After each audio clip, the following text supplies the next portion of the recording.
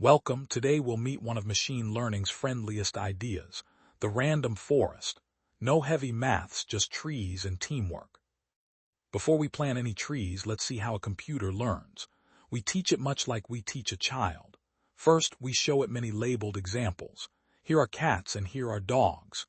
The computer studies them and finds the little patterns that tell them apart, things like ear shape, fur, and face. Then when a brand new picture comes along, it can make a guess on its own. That, in short, is machine learning, learning from examples instead of rules. The building block of a forest is a single decision tree. A decision tree just asks simple yes or no questions. For example, does it bark? If the answer is no, it guesses cat. If yes, it guesses dog. Real trees ask several questions in a row and you follow the answers down branch by branch until you reach a final guess. It's simple and easy to picture. But here's the catch. One lonely tree can be wrong. It might see a fluffy little dog and confidently say cat. One tree alone is easy to fool. So instead of trusting just one, we use a whole team of them. Here's the big idea. Which would you trust more, asking one single person or asking 100 people? One person can easily be wrong. But 100 people all voting together are usually right because their small errors cancel out. We call this the wisdom of the crowd. Random forest works in exactly the same way, only with trees instead of people. Instead of relying on one tree, it grows a whole forest, and every single tree gets to look at the data and cast its own vote. So what is a random forest? Put simply, it's a team of many decision trees. Each tree makes its own guess, like casting a vote. Then we count all the votes, and the answer with the most votes is the one that wins. And that is really the whole secret. Many trees vote, and the majority wins. Let's try a real example. A mystery animal arrives, and we want to know, is it a cat or a dog? We ask 5 different trees to take a look. The first tree votes cat. The second tree agrees and votes cat as well. The third tree sees things differently and votes dog. The fourth tree says cat, and the fifth tree also says cat. Now we don't argue, we simply count the votes. Cat gets 4 votes and dog gets only 1. The majority has clearly spoken, so our final answer is cat. Notice how easy that was. No single tree had to be perfect. Now here's a fair question. If every tree were identical, they would all make the same guess and voting would be pointless. So how does a random forest make its trees different from one another? It uses 2 clever tricks. Trick 1 is different study notes. Imagine 3 students sharing a big pile of flashcards. Each student grabs a random handful, with repeats aloud, so no 2 study the same cards. In the same way, every tree learns from a slightly different slice of the data. Trick 2 is different clues.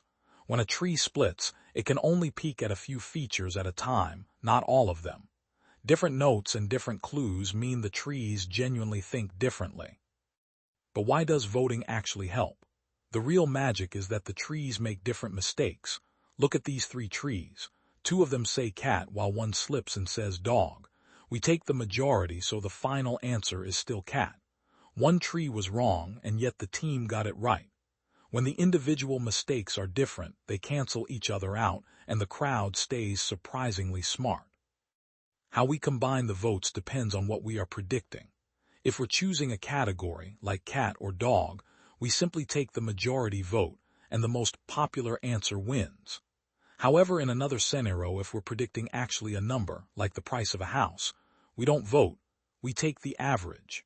Each tree gives its own estimate, and we average all of them together into one steady, balanced prediction of about 250,000 euros. So why do people love random forests? First, they're very accurate, giving great results right out of the box. Second, they're robust, hard to fool, and they rarely overfit.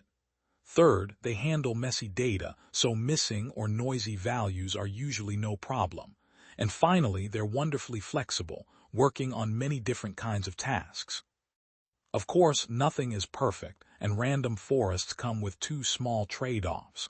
First, because a forest uses many trees, it can be a little slower to run. And second, it's harder to read than a single, simple tree.